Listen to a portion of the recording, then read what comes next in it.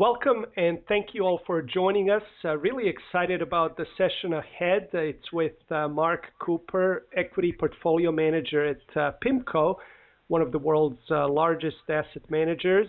Mark, welcome. Thank you, Oliver. Pleasure to have you on the program. Look forward to learning from you, and we're going to talk about your investment philosophy, process, how you go about finding the right investments for your clients. Before we do that, tell us a bit about your background and path as an investor. Sure. Thanks again, Oliver. Appreciate the time talking here today. So I maybe have a little bit of a unique background from the equity side. I have been an investor in most asset classes throughout my career. I received an undergraduate education at MIT and went to business school at Columbia, where I focused on value investing. But before joining PIMCO, I spent 8 years at JP Morgan, where I was a portfolio manager in fixed income, commodities, and currencies.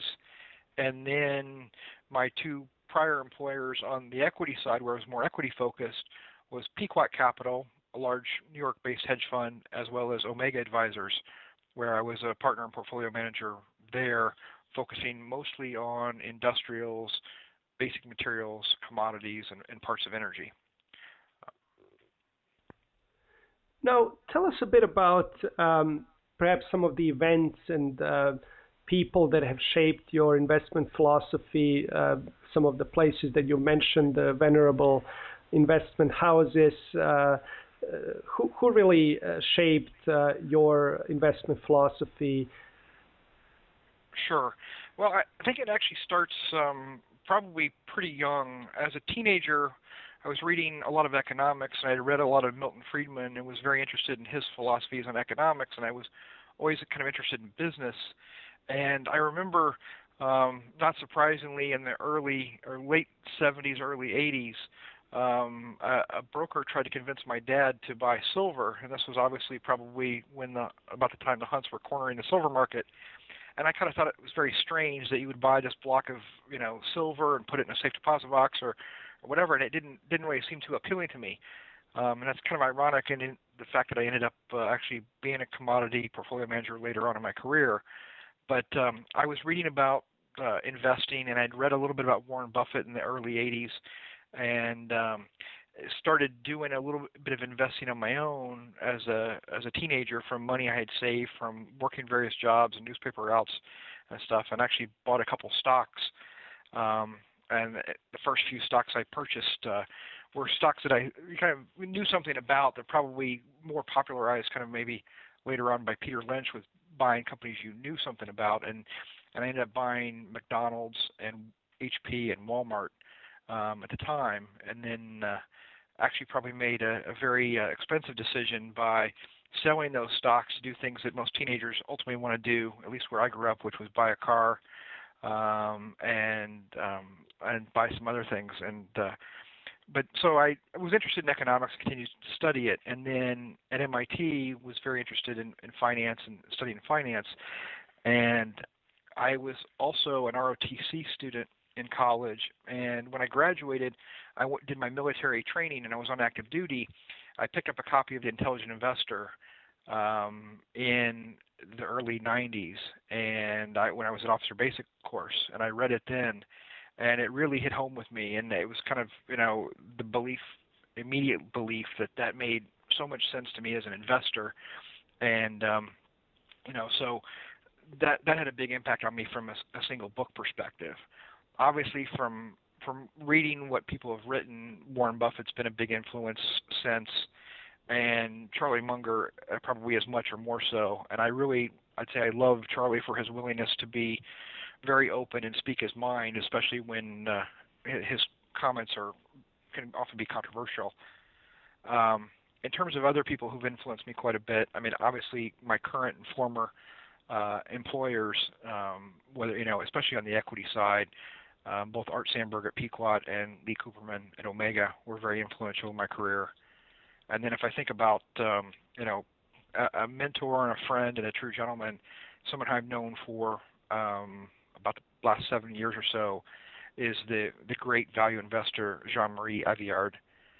He and I have become quite close, and that's been a very valuable relationship. And in terms of probably from a peer perspective or someone closer to kind of my age and experience in the business, a relationship I've had since business school, and an investor I admire and have had a chance to learn a lot from and learn and share with is Todd Combs.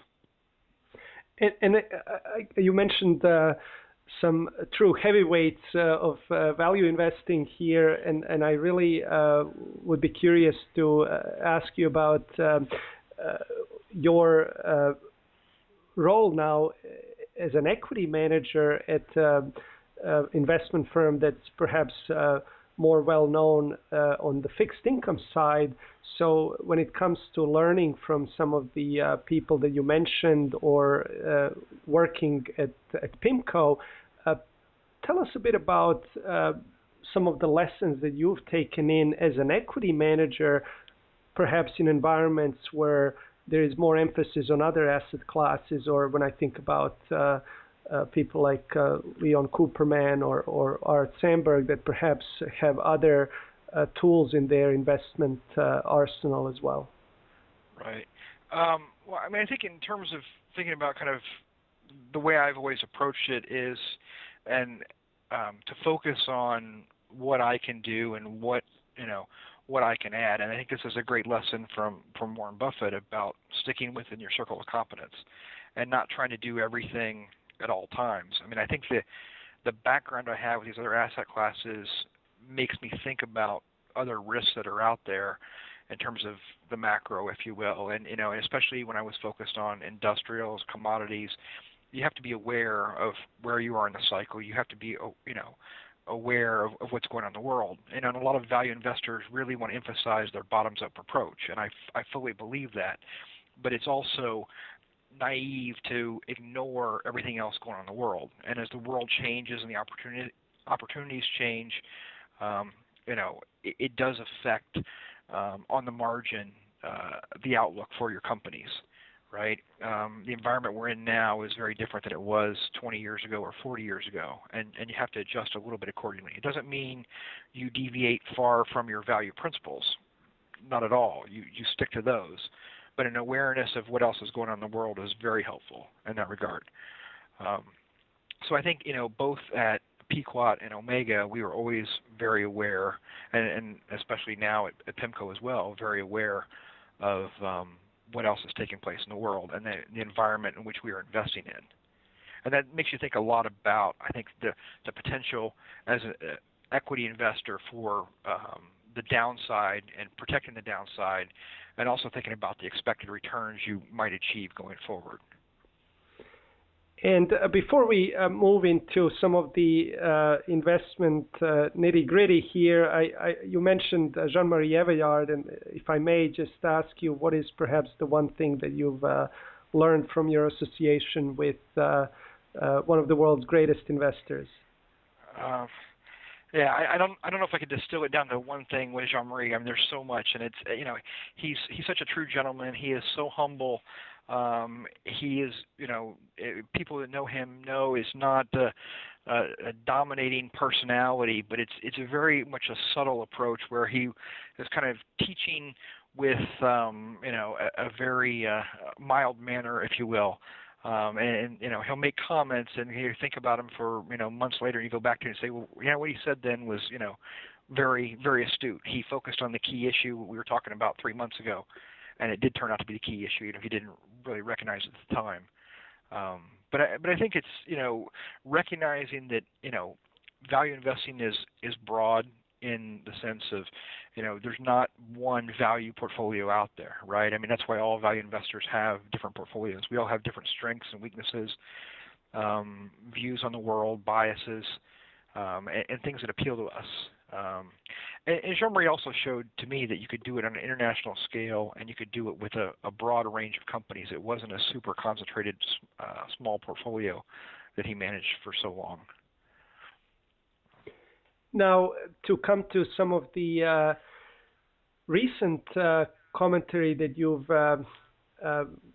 depend, and I'm referring to a recent article that's available on the PIMCO website where you talk about the importance of having a long time horizon, and you have stated that you prefer to buy temporarily out of favor companies with a longer time horizon.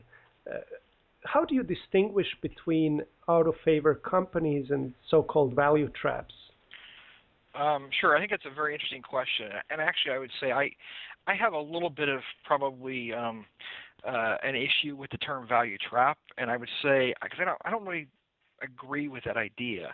I think it really has to do with your analysis of the business. And when people use the term value trap, I almost think it's an excuse for having made a mistake. But I think it really comes down to the analyst's ability to analyze the business and understand the key issues of the business.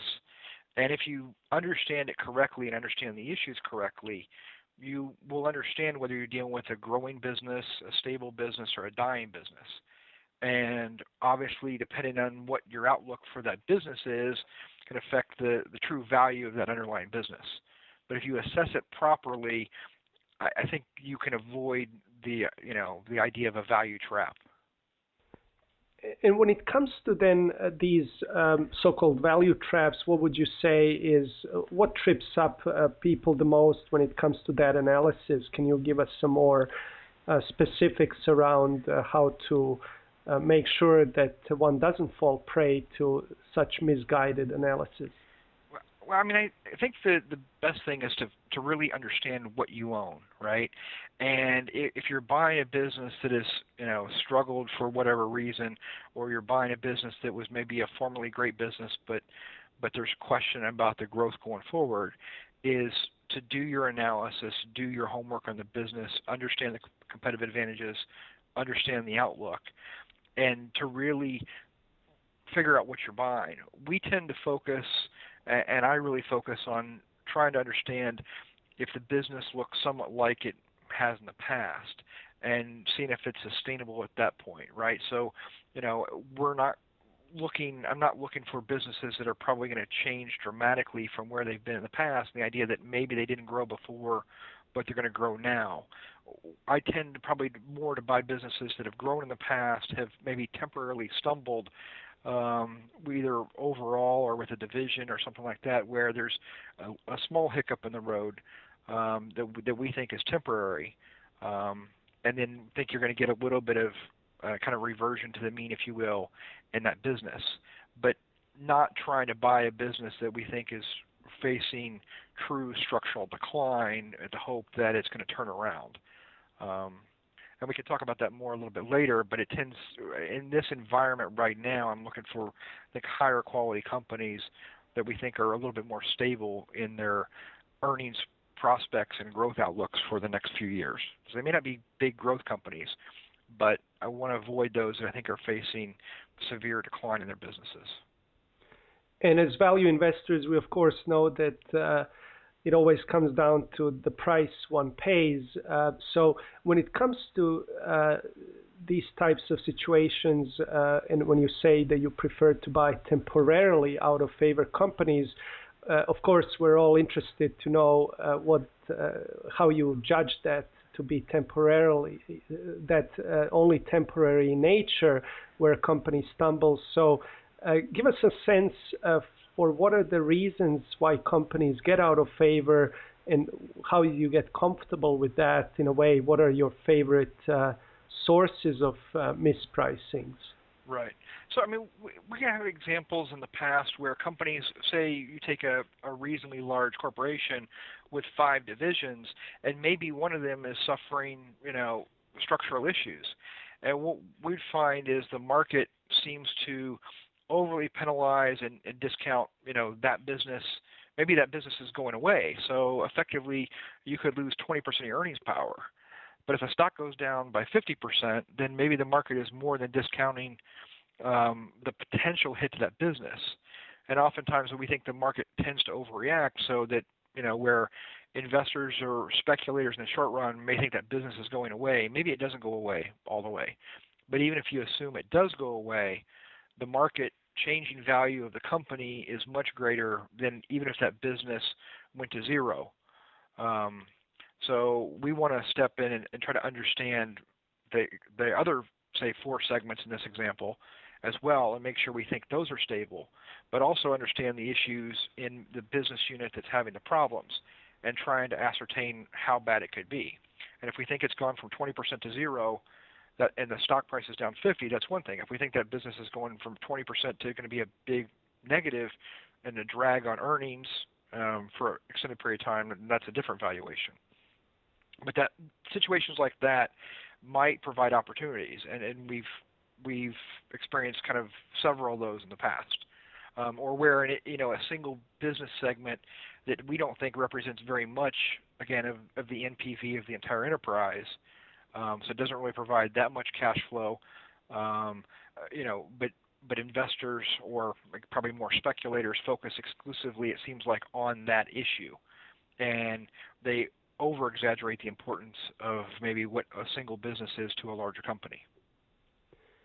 And as you were talking about this, I was thinking, what is really the challenge here for an investor? And when you say that you prefer to buy temporarily out of favor companies with a longer time horizon, in a way I feel that you've given us a bit of a clue that perhaps it's not that hard to actually identify these out of favor companies, or even that they're temporarily out of favor, but most people are looking for near-term catalysts and are then dismissing these companies as potential investments, which allows you with a longer time horizon to profit. Is that really the clue here, that longer time horizon? Well, I think the longer time horizon is definitely an advantage. There's no question that as more and more investors, again, and I probably would say speculators, not investors, focus on the shorter and shorter time horizon, trying to outperform the market or trying to make money in the short run becomes more and more competitive. We don't play in that game, right? We have a longer term time horizon where we have closer to a 3 to 5 year holding period, and that gives us an advantage of not having to worry about what's going to happen this month or this quarter. But you also alluded to the point of it not being that hard. I don't think it's necessarily hard to find something that's out of favor. You can find something that's out of favor. The hard part is identifying whether or not what is causing the issue is probably as bad as the market thinks, or it's more than fully priced in, right? That's where the hard part comes. The fundamental analysis of the microeconomics of the industry, the competitive situation the company faces, that's where the hard part comes in. It's easy to see where stocks or companies have stumbled, and maybe they've got business issues and performance issues, and maybe as the earnings have come down, the stock prices come down as well. That's not too hard to maybe ascertain, but it's really the unique skills of the investor and determining whether or not that's temporary or permanent. And that requires, it's not science in doing this. There's a lot of judgment involved. So it's not necessarily about getting any information that other people don't have. It's really applying better judgment to the same information. Right. So when I think about types of advantages we have as investors, and the one thing I'll say, and I didn't really mention this before, but at PIMCO, I've got the pleasure of working with Ann Gudefin and Chuck Lahr, who came from Mutual Series. And if people understand and value investors know the history of mutual shares, they know some great investors that came out of that firm as well, founded by Max Heine, but Seth Klarman was there, Michael Price, and Merrill Whitmer, among others, as well as Chuck and Ann. That firm has had a history of having a long-term approach, and that's the focus we have. And with having a long-term kind of time horizon, we have the ability to have an advantage over many investors. But to your point specifically, it's about having an analytical edge where we take the same information I think that's available to everybody else and analyzing it in a different way and reaching a different conclusion. Now, obviously, we're not always correct, but we think systematically over time we do a better job more often than not. But again, that's with what we end up with in the portfolio. We end up screening a lot more names and analyzing a lot more names that never make it into the portfolio. And perhaps you can tell us then, how do you go about generating investment ideas? What is the process that you employ there? Sure. I mean, my number one thing I do for generating investment ideas is reading. And I think different people learn differently and different people process information differently. And as students of mine have heard this in the past, I don't hear very well. So I don't process things audibly very well. So I don't spend a lot of time talking on the phone to people, having conversations with other investors, as smart as they may be, and often smarter than me or have very good ideas. But sharing ideas is not something that I spend time doing. I want to look for ideas and read various sources of information and try to have an idea of what's going on in the world, how do I see things, where do I see opportunities. But reading is probably the number one thing. And I will use screens as well. And the reason I do that, and I didn't use it as much in the past when I was focused really exclusively on one sector and one industry. But as I've become more of a generalist, and we are global generalists, and I have positions in companies in pretty much every sector around the world, in many different countries, I find it harder and harder to filter out, from 6,000 or 7,000 maybe possible equity securities that trade that are maybe above $1 billion U.S. market cap. I want to filter that list down to a more manageable list, which we can watch. And we do use a quantitative approach to do that, to narrow down that universe. But the idea being it's all about saving time, improving our search process, and focusing on those ideas that might be potentially interesting at the right price. Now, given your preference for reading and not conversing on the phone, let me just say that I'm very thankful that you took the time today to speak to our audience and share with us your investment philosophy over the phone. So thank you for that. You're welcome. And I guess to pick up on what you've said about idea generation, I would be curious in terms of the screening. Then, some value investors have described it as quite mechanical and have then sort of moved away from just screening. So what perhaps is something differentiating that you do in your screens, or how do you use screens more specifically in your process that helps you? Right.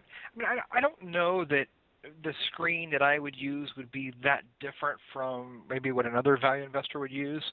Although I'd say I focus on criteria that I think are relevant to me and that I understand and help me kind of fit companies to my view on investing in general and my current view or current views on the world and where opportunities might reside. But I would use various valuation screens, if you will, not just relying upon one single number, because I think when investors or analysts focus exclusively on one number at the exclusion of all others, they have a tendency, they can fall for traps that they wouldn't otherwise see, whereby on a certain metric, a company might appear cheap, but if we look at 4 or 5 other metrics, it might be expensive. But if that's the only metric you use, you may not recognize that. So I want to see, if I have maybe 5 different valuation tools, I'd like to see that they somewhat corroborate each other, right? If I think it looks cheap on my favorite metric, well, is it cheap on all the metrics, right? Or relatively cheap? On an absolute basis, relative to where it's been in the past, right? And the same, we use other metrics to think about, our analysis and part of the screen to think about quality of the business, to understand kind of the returns on capital of the business historically, to understand growth profiles, to evaluate capital allocation. Ultimately, we will get to try to narrow down the universe again, as I say, from 7,000 plus to a couple hundred. And that's where we start really applying a qualitative approach to analysis and evaluation of names. So it's not just we don't just screen and therefore whatever shows up at the top of the screen ends up in the portfolio, right? It's just again a way to reduce the number of companies we look at to a manageable number. It's not because I don't want to look at all 7,000. I'd love to, but I don't have the ability to do it in an intelligent way. So it's a way to filter out the universe to figure out what might be attractive, either now or some point in the near future. We want to focus on those types of situations. And if I remember correctly, you mentioned that your preference in the current environment for companies that are perhaps more stable or with the stability of earnings is not appreciated by the market. So perhaps that could be reflected in those screens, or the qualitative assessment of the stability of the earnings, not just the ratio of whether price to earnings or enterprise value to EBIT based on last 12 months, but taking averages over 5-10 years. Is that it? Yeah, that's definitely correct. And this is part of going back to the idea that I have a view on the world as it exists, and I have kind of a view on the opportunity set that exists. And I think in this environment we're seeing post the financial crisis and still kind of suffering to some degree from that, we're not in a super high growth environment. We're not in an environment where interest rates are extremely high and your hurdle rates are super high from a fixed income perspective as an alternative for equities. But we're also not in an environment where I would expect to see, 25% returns on equities for the next couple of years, right? It's a slower growth world environment, and therefore it's harder for companies to grow sales. It's harder for them to grow value at that kind of rate. And in fact, I'd say it's unlikely for most of them to grow value at that kind of rate. So if the underlying company can't grow their own value at 20+%, I think it's unlikely that the equity grows at that kind of rate, right? So our expectations for the returns we get on some of the companies I'm talking about are lower than maybe what would have been historically, someone wanted from equities, or what people remember that were possible in the late 90s. But I don't think those returns are available right now across a portfolio. But because of the environment and because of the uncertainty with the macro, and we can talk about everything from governments, borrowing, growth rates, debt issues, demographics, geopolitics, and the list goes on and on. But what it leads me to think about now is the type of company we are looking for tends to be more stable, as you mentioned. In this environment where you have more uncertainty, we've tended to favor companies that are more stable, that have probably higher margins, higher cash flow generation, have clean balance sheets, companies that don't necessarily need the capital markets, right? Companies that you weren't sure if they were going to survive through the financial crisis of just a few years ago. But these companies have the ability to generate cash flow that they can reinvest in their business for organic growth. They can acquire and grow through bolt-on acquisitions, but they also have excess cash they generate due to the strong nature of their business that they can pay to shareholders as a dividend. They can repurchase undervalued stock if they think it's undervalued, and we will not advocate a company just buying back stock to buy back stock. But if they really have an assessment of the value and the company's trading a substantial discount to that value, then we're supportive of that. But the quality of the business and the stability of the operations of the business give them more flexibility. We think there's more value in that optionality on the balance sheet, if you will, or optionality of the business than the market is currently valuing. Now, when you find such a company, how do you then go from that company to actually making it an investment in your portfolio and portfolio sizing and the overall approach to portfolio management? Could you talk a bit about that? Sure. So I mean, ultimately, when we come up with an idea that we think is interesting, that's when the research process starts, and it doesn't end until the company leaves the portfolio. But I think it's almost like a little bit of a circular process. It's not kind of a flowchart linear type thing, but it's actually where you learn a little bit. You do some reading, you understand the industry, you learn a little bit, you ask some questions, you get some answers, you ask some more questions, and you're trying to figure out what's important and what's not. And that's the hard thing. That's where the art comes in, and the experience of the investor matters quite a bit, because you don't necessarily know what are the key issues before you start looking at the company. But as you look at it, you can hopefully focus on what are the key factors that are going to either make it a good investment or not a good investment, because there's too much information to learn about every company. You could never know everything, right? But you want to focus on what really matters. And as we go through that process, and it involves multiple meetings with company managements and meetings with others in industry, and countless hours of reading, but ultimately when it comes down to making a decision in the portfolio, we will do an investment write-up. We will have a discussion and debate among our team, and if we think it merits, it will end up in the portfolio.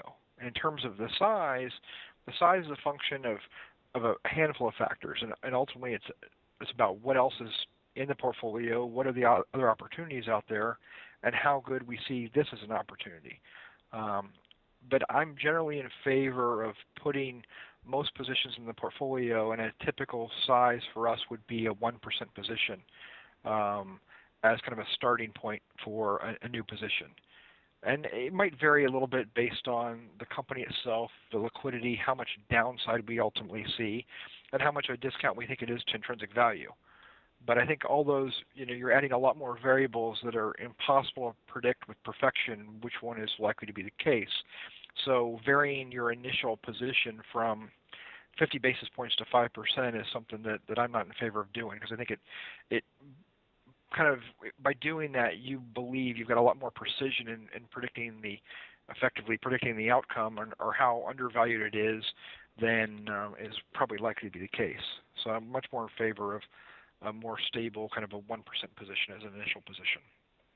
And then when you build up your conviction, what is sort of the position size for the highest conviction ideas in your portfolio? Our largest positions are generally around 3 to 4%. Now, when I think about the events of 2008 and 2009, can you tell us if you've changed anything in your approach as a result of the crisis? Sure.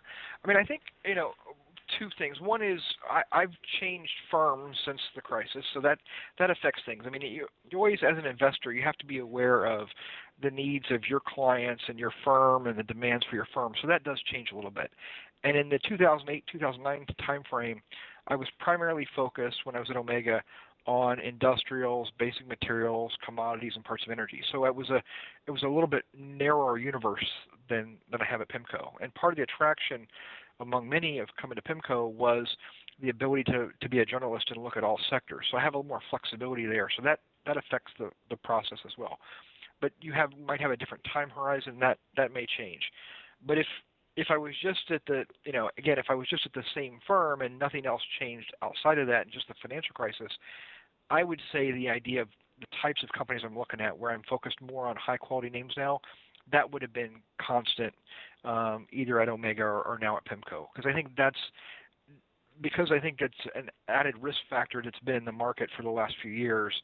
It's something that going with higher quality companies basically allowed you to invest in companies where most people really didn't think that there would ever be value, but they were actual value investments from my perspective. Some of the companies we have been able to invest in over the last few years, I would have never thought would have been cheap, but the market didn't seem to differentiate higher quality from lower quality companies. And so, always trying to be opportunistic about it.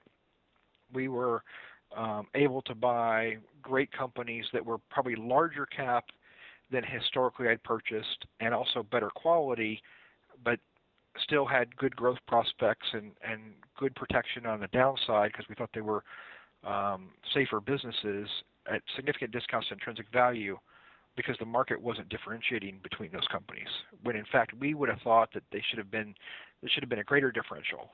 And maybe you're seeing that in some sectors now, of what people perceive as being kind of safer or more defensive companies have been bid up more recently. We don't necessarily always agree with their kind of the market's definition of what some of those companies are, but where people have kind of chased dividends, if you will, or some of those companies that they're thought to be a little bit less economically sensitive have been bid up more recently.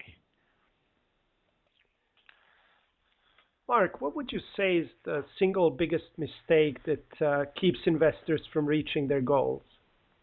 The single biggest mistake. I don't know if I can say it as a single one, but if I think about it, I think it falls kind of in a category, if you will.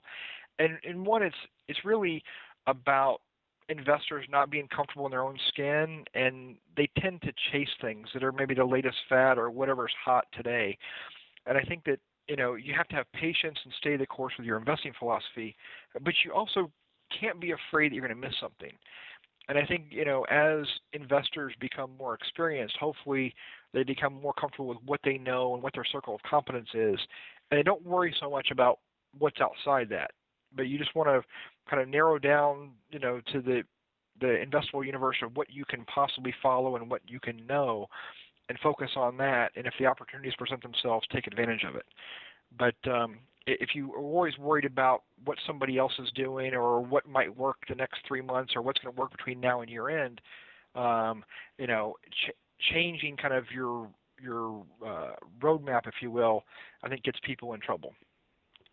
And just to pick up on that, you mentioned investing and knowing what you own, and the circle of competence that I think Buffett used in the context of sector competence, industry competence.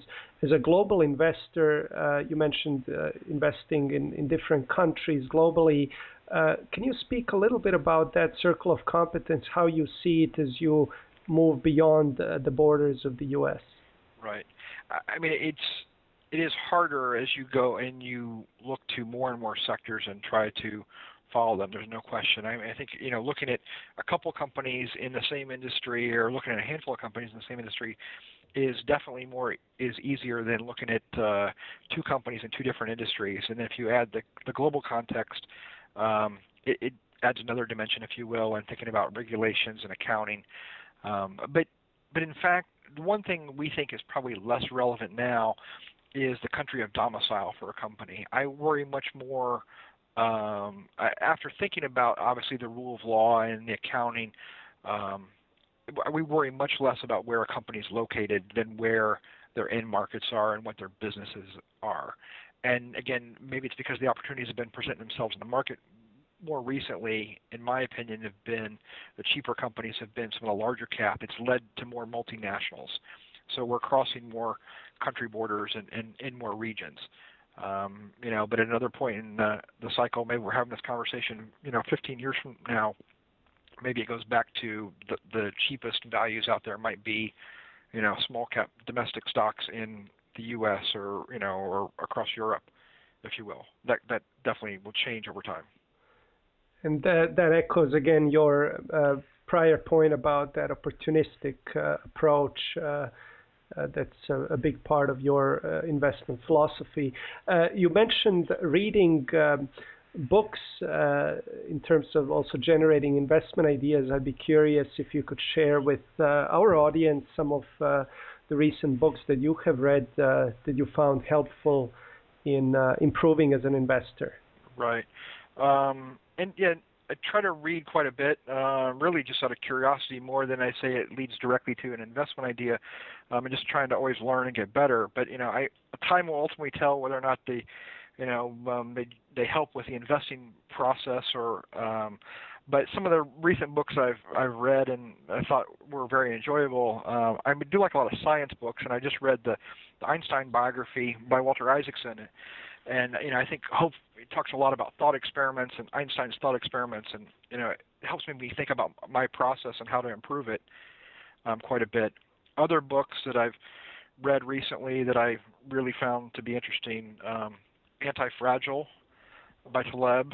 I think he tends to be a little bit of an abrasive author, but it really makes you think about things and makes you think about the risk in the system and ideas.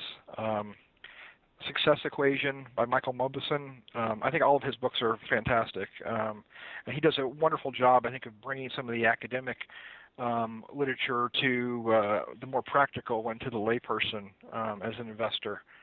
Other books, there's a handful of other books I've read in the last few months that I think are very interesting. The Art of Thinking, a book written about 100 years ago by, I believe, the French pronunciation, Dimnay. Ernest Dimnay, I believe is the name. Ray Kurzweil, How to Create a Mind, makes me much more optimistic than probably a lot of value investors. I think tend to be pretty pessimistic by nature. But Ray Kurzweil's book is pretty fascinating. But there's a handful of others as well I could mention, from Outsiders to Mastery. There's been a few books recently that talk about Bayes' theorem, and Bayes' theorem is something that's always fascinated me, and I tend to read everything on that, from The Theory That Would Not Die to Nate Silver's book on Signal and Noise, which has a good piece on Bayes' theorem there. But I'd say that's a lot of what I've read in the last few months that I think all have valuable bits that an investor could take away from. Well, Mark, I really appreciate you sharing some of these great book ideas with us, and I want to thank you for your time and all the insights you've shared with us here today. Thank you very much, Oliver.